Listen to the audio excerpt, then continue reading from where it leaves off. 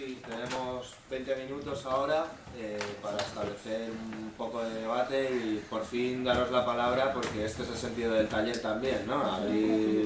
Abrir todo esto a vosotros y a vosotras y que podéis intervenir. Entonces, bueno, si alguien quiere hacer algún comentario, tiene alguna pregunta para alguna de las personas que han expuesto, alguna de las líneas, si queréis establecemos unos turnos de palabra y bueno, que levante la mano quien quiera o que directamente hable, que se presente, como dice Joaquín.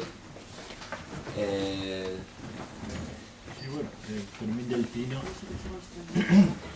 Me pareció que en el primer par de ponencias había una conexión muy íntima entre lo público y lo religioso, pero luego he visto que de alguna manera a través de la salud y de la economía también mantiene. Me hizo reflexionar la segunda comunicación de Juan, que en realidad más que casos diferentes podrían ser enfoques diferentes del caso, o sea, del caso de la publicidad de la religión. Creo que estabas permanentemente oponiendo el punto de vista tibetano, el punto de vista chino. Quiero decir, en realidad se interfieren mutuamente y se van adaptando, ¿no? Sobre todo el hecho de la lucha fuera, la lucha dentro, cómo soy coherente con mi planteamiento de no violencia o de no destrucción, ¿no? Entonces, por un lado, eran una especie de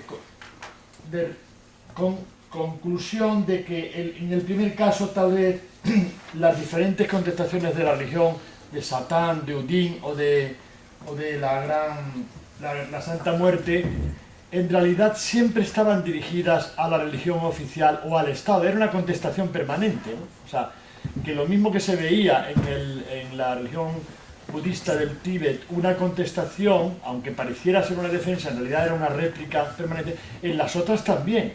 O sea, pareciera que una reflexión a sacar de este contraste, pareciera que la publicidad de la religión forma parte de un discurso de autoafirmación y de choque, que siempre necesita de un otro, ¿no? Es decir, por tanto, la publicidad sería lo público sería el escenario en el cual tienen lugar las afirmaciones y que siempre se necesita. Es muy curioso que la mayor parte, tanto el pentecostalismo como en fin, el samanismo, etcétera, en realidad toman mucho, candomblé, toman mucho de la religión oficial, pero para contestarla, Entonces, eso como reflexión. Y como pregunta para el caso tibetano, la pregunta es, ¿el suicidio formaba parte, es coherente el suicidio en una religión de afirmación de la vida? ¿O es una salida obligada por el enfrentamiento permanente? Es decir, como no cabe agredir, solo cabe que me agreda, pero ya es una primera traición al principio positivo budista, ¿o no? Sí y no.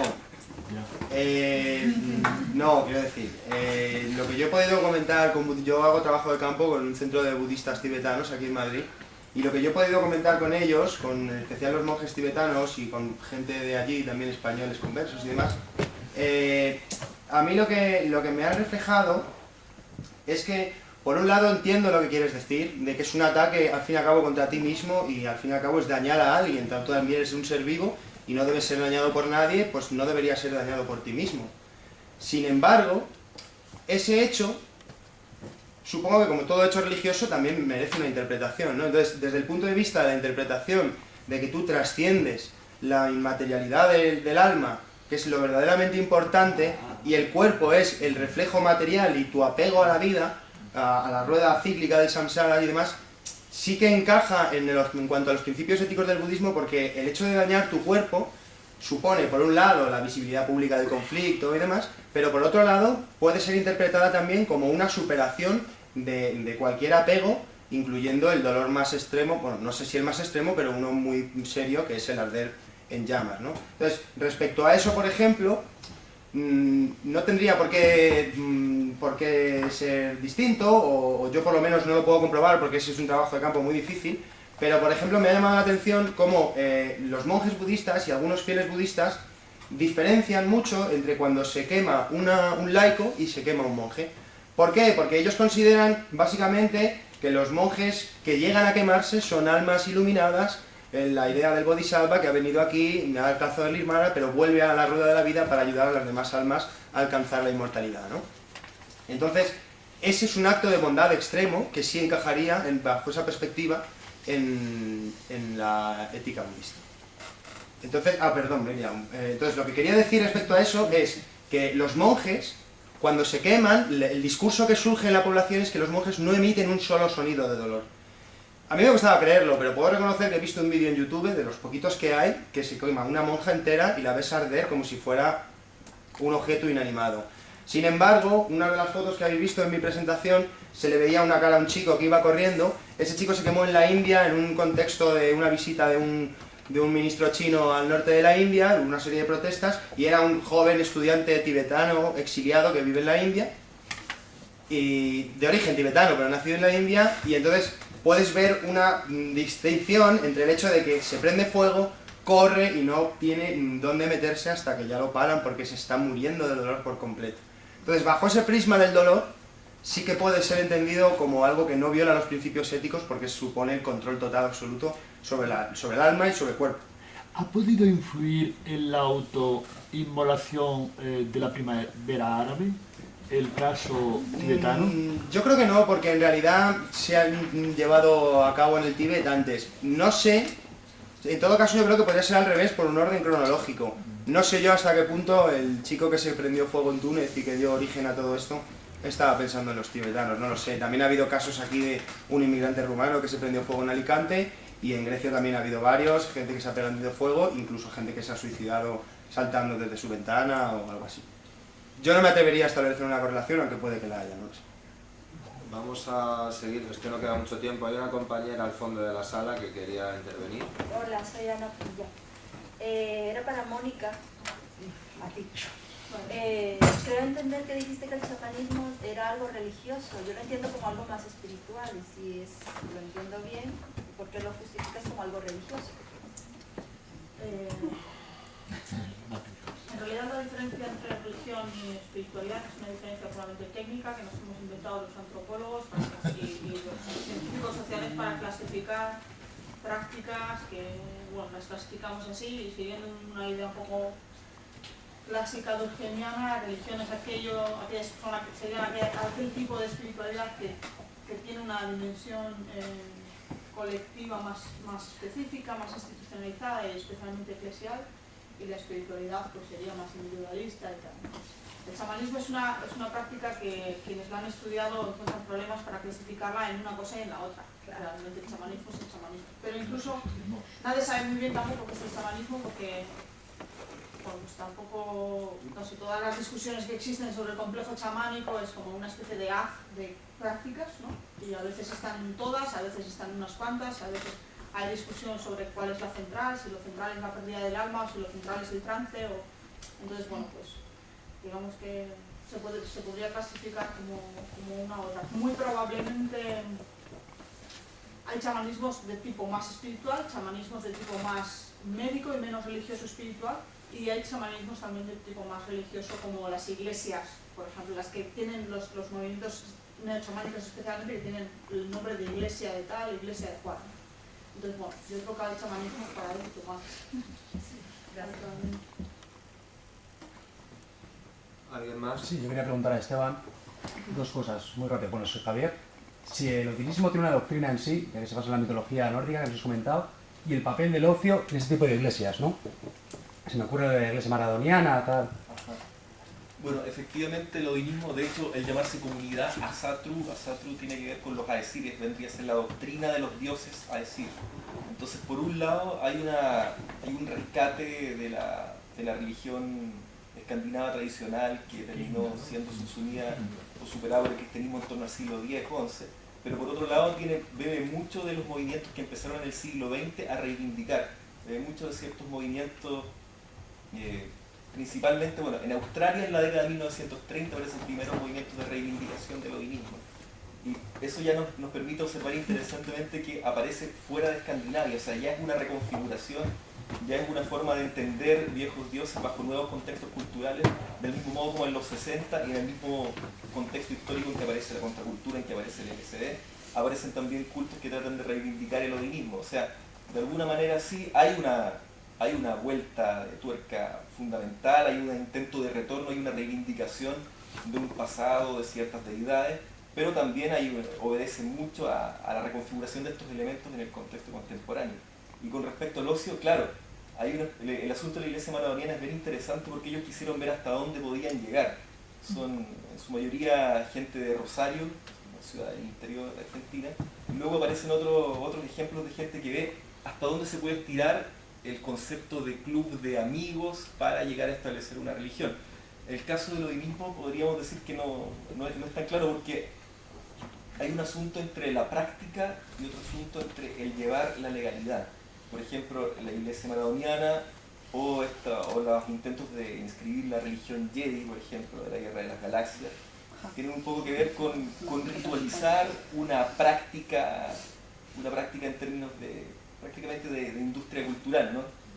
Y el odinismo, pese a venir de un núcleo pequeño, tiene todavía este elemento de recaptura y de reivindicación de elementos religiosos que han existido, aunque como dije previamente, que no podrían ser explicables en el contexto actual si no fuera por las condiciones históricas en que han sido reivindicados. Un dato interesante en ese sentido es que la comunidad odinista Satru en España es el primer país no escandinavo donde existe esta comunidad. O sea, a partir de estos movimientos que dije desde los años 60, se generó en los 80 una comunidad odinista en Dinamarca, otra en Noruega, otra en Islandia, y la única no escandinava vendría a ser la española, que obedece su propia dinámica, a viajes del matrimonio que lo fundó, y que de alguna manera juega un poco y trata de trascender este aspecto de lo colectivo y del ocio y establecerse de manera afincada. Y es un poco el juego de todos los nuevos movimientos religiosos hasta que la esfera pública los consagra, ¿no? Y hasta el momento en que uno ya no se pregunta si son o no son un juego o son algo real. Pero tiene un código de conducta, digamos, igual que tiene pues, la iglesia Satán, ¿no? Que tiene su antibiblia y todo eso. Sí, por supuesto, También tienen un código de conducta, tienen un calendario ritual, tienen una casa que compraron cerca de Albacete, donde están estableciendo su templo, tienen ciertas observaciones de solsticios, de equinoccios, tienen una reivindicación de un calendario para fijarse, entonces evidentemente tienen un código de conducta y tienen también una perspectiva de futuro que está indicada por ahí creencias anteriores. Muy bien. ¿Sí? ¿Alguien más? Felipe. Felipe. Como había interpelaciones de salud, un día los médicos podrán recetar un trance.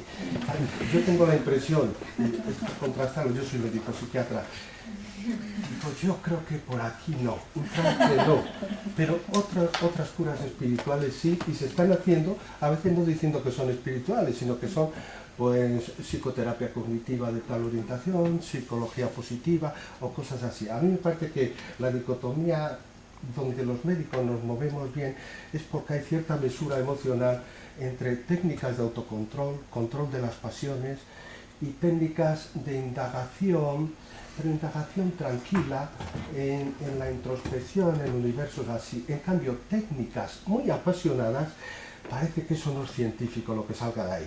Estoy hablando como muy abstracto, pero si digo técnicas de autocontrol es...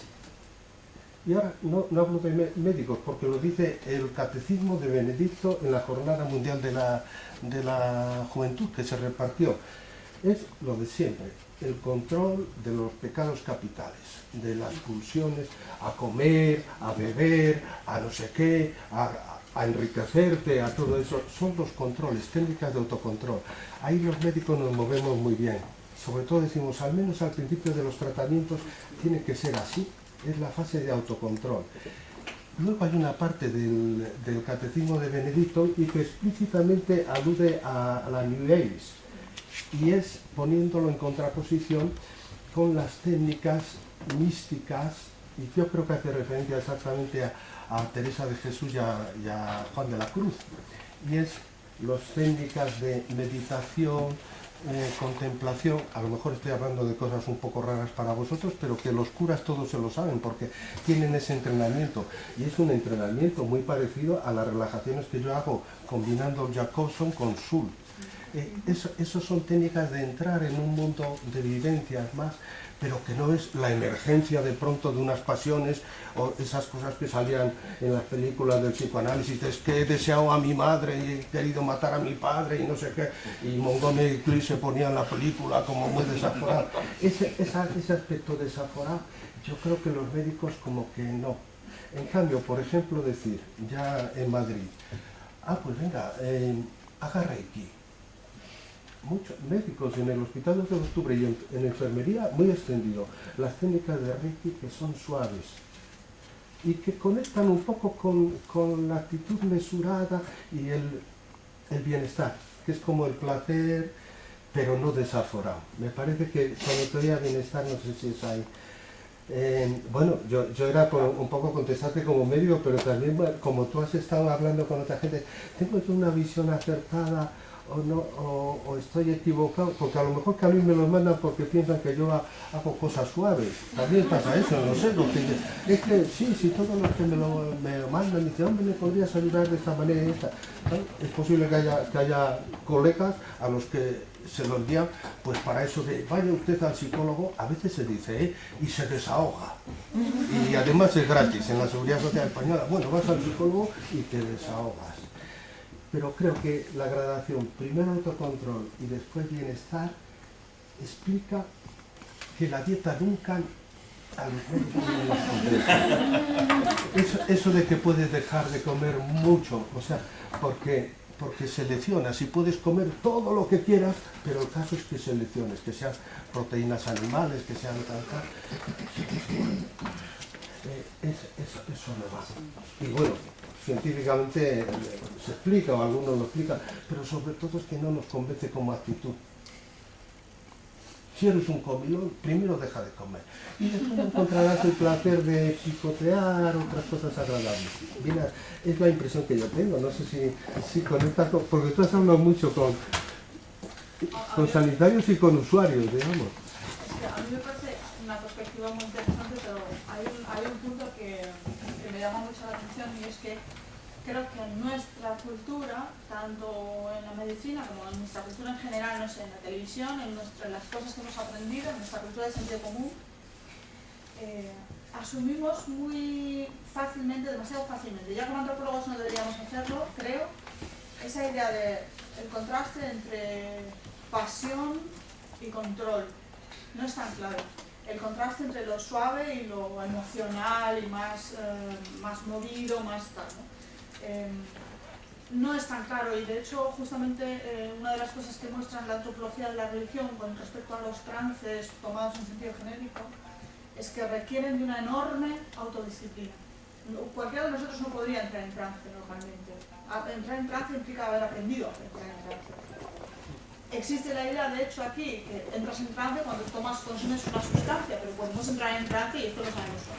Se sabe muy bien, podemos entrar en trance con un entrenamiento cognitivo, con un entrenamiento corporal también. Y esto exige un autocontrol muy considerable. Ahora bien, es un tipo de autocontrol que no es el que es propio de nuestra cultura. Entonces yo creo que ese es un poco el debate, justamente, que para mí sí que se establece entre culturas del bienestar que pueden ser distintas y que incluyen técnicas, que no incluyen solamente saberes, y saberes quiero decir como algo, valores, bueno, esta parte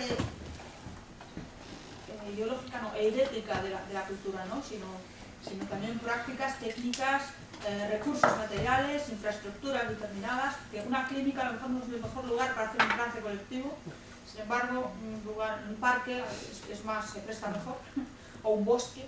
Entonces, bueno, todo este tipo de cosas que están relacionadas, pero yo creo que si conseguimos pensar, como antropólogos, ¿no?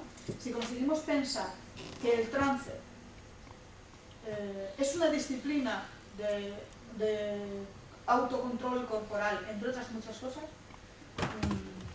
ya estaríamos ya cambiando algo y a lo mejor lo pensaríamos de otra manera. Además, pienso, por ejemplo, en que nos ha resultado muy fácil asumir, por ejemplo, las prácticas de trance pasivo, digamos, ¿no? Como la meditación o este tipo de cosas. Nos ha resultado porque son suaves, porque entran dentro de nuestra idea de mesura y porque se pueden dar en los contextos en los que nosotros, en los contextos materiales, en los que nosotros practicamos esto, ¿no? Que como digo, son clínicas, o son despachos, o son este tipo de cosas, ¿no? Sin embargo, hacer una danza muy tal, pues no cuadraría mucho en una consulta de un psiquiatra, verdaderamente.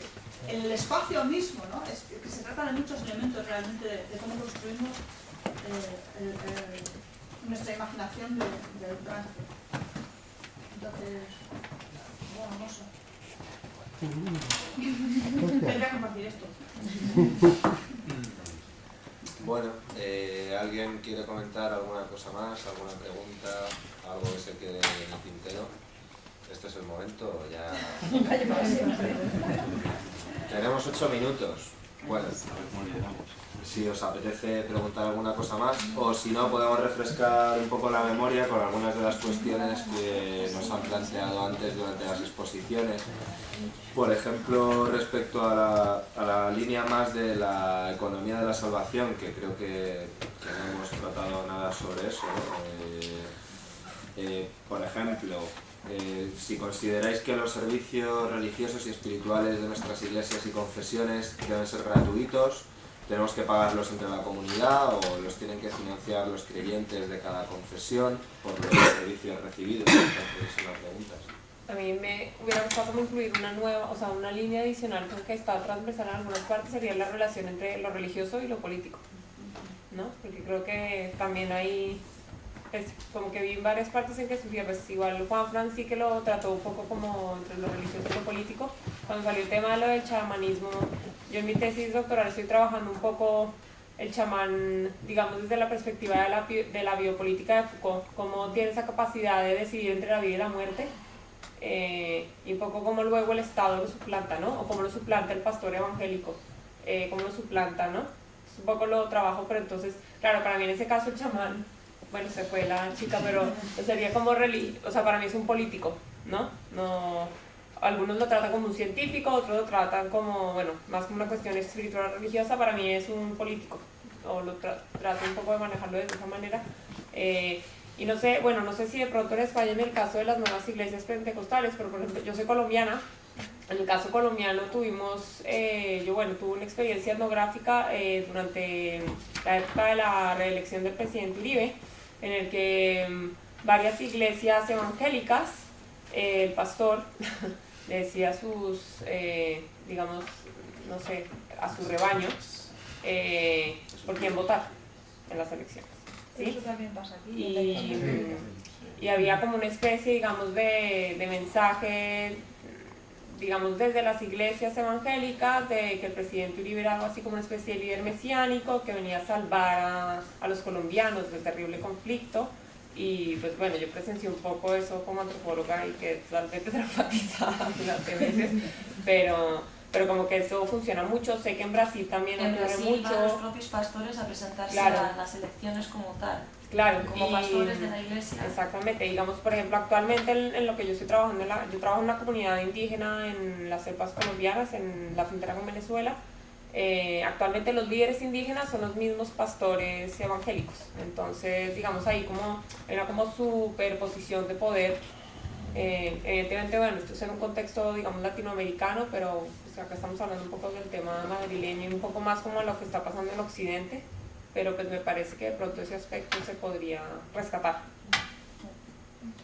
Una pregunta ya que dices, ¿pero es que los líderes indígenas se convierten en pastores? ¿O sí, realmente lo que ha pasado es que como... Sí, unen las dos cosas. Con la evangelización, digamos, los indígenas, digamos, convertidos a lo que es el evangelismo fundamentalista, por clasificarlo de alguna forma, se han convertido, digamos, en los líderes, digamos, en las aldeas indígenas, y de alguna forma se convierte también en los representantes legales ante el Estado Nacional. Es decir, gobiernan hacia adentro y también hacia afuera. Un poco lo que yo estoy. Sí. Una pregunta para Gaitz. ¿Cómo definirías lo que es una secta antropológicamente? No lo sé, es lo que estoy intentando hacer para el TFM. Porque en principio cabría connotar como secta todo aquel movimiento pequeño, o sea, a ver, en origen sería aquel movimiento cerrado que no deja entrar a la gente, pero se ha acabado aplicando ese término con connotaciones peyorativas actualmente, y cuando nos dicen secta, automáticamente pensamos en sectas destructivas, en este tipo de movimientos más gores, por decirlo así, y es eso, un trabajo que estoy elaborando ahora para ver cómo establecer el límite entre algo sectario, entre religión, entre que no te se da respuesta a eso.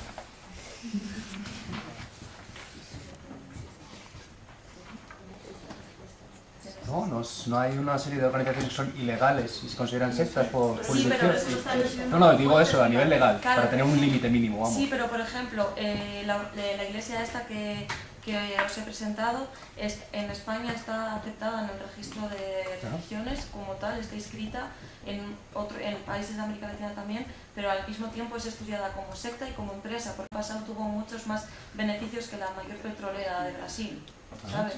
Entonces, son grupos que están siendo investigados, pues, y tienen connotaciones sectarias. Entonces, todo la terminología a la hora de clasificar las cosas es complicada, y a la hora de tú empezar una investigación y al decir cómo voy a tratar esto, si lo voy a tratar en parámetros de una cosa u otra, es complicado y es un trabajo que... Yo también estoy de acuerdo con ella, que luego cuando se intenta aplicar esta idea de la sociología más clásica, de que la secta es un grupo pequeño, cerrado, etc., ¿qué es pequeño? ¿Qué es pequeño en España? ¿Qué es pequeño en Brasil? ¿Qué es abierto? ¿Qué es cerrado? Que no puedes pasar a los templos, sí puedes pasar. Si quieres hacerte creyente, te puedes hacer creyente, no es cerrado, no es... Entonces, es muy difícil de aplicar, y en la práctica, es mi opinión totalmente subjetiva y malpensante, pero en la práctica, la palabra secta, el único uso que se está dando ahora mismo es el que le dan los jueces para ejercer persecuciones religiosas de determinados grupos, porque se está utilizando como la palabra herejía. O sea, este es un grupo religioso que hace cosas que a algún juez le parecen bien, y este es otro grupo religioso que hace cosas que a un juez le parecen bien. De hecho, el caso de la cienciología es muy evidente, pero la mayor parte de los casos problemáticos con denuncias en España y tal son denuncias que no están basadas en delitos religiosos como tal, que tampoco debe haber dos solo, sino en denuncias de estafas y de cosas así. Pero si hay una estafa en una parroquia católica, por ejemplo, nadie dice que esa parroquia es una secta. Entonces el uso de la palabra se ha quedado como un poco así, que desde un punto de vista, yo creo que desde un punto de vista técnico no es, o sea, que ya no tiene carácter técnico la palabra, lo ha perdido. Y en mi opinión, se está utilizando en los medios de comunicación y en los juzgados para ejercer persecuciones a determinados grupos, porque hay a otros no, porque a otros no, por hacer las mismas cosas a unos se les acusa de secta y a otros no. Sí, para estigmatizar, sí, muchas veces para estigmatizar grupos se usan. Y no existen los criterios en el Código Civil. Oiga, mire usted, tal organización que tiene tal, se considera secta. No existe. Es como hacen para... Claro. Las denuncias, o sea, es por una cuestión de denuncias. Sí, pero pasa lo mismo en otros países en Europa también. Es las denuncias, si hacen actividades ilícitas, pues son actividades, si tienen delitos, tienen delitos. Y si no, ¿qué pasa? Yo puedo creer en lo que yo quiera, juntarme con quien yo quiera, hacer los ritos que yo quiera. Entonces, claro, a partir de ahí, ¿cómo vas a establecer un delito religioso? Excepto los delitos de profanación y cosas así, que son delitos religiosos que atentan contra cosas, excepto ese tipo de cuestiones, no hay más, ¿sabes? Una determinada idea no es delictiva en cuestión, en materia religiosa.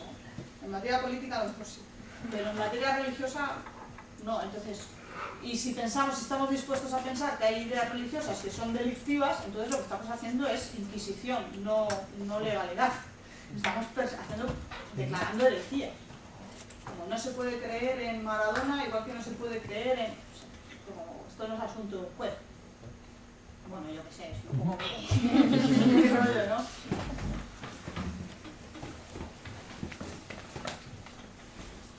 Bueno, pues yo creo que lo damos ya por terminado, ¿no? Son las 2:15, así que nada, muchas gracias a todas y a todos por haber venido al taller y nada, que disfrutéis de lo que queda de la jornada.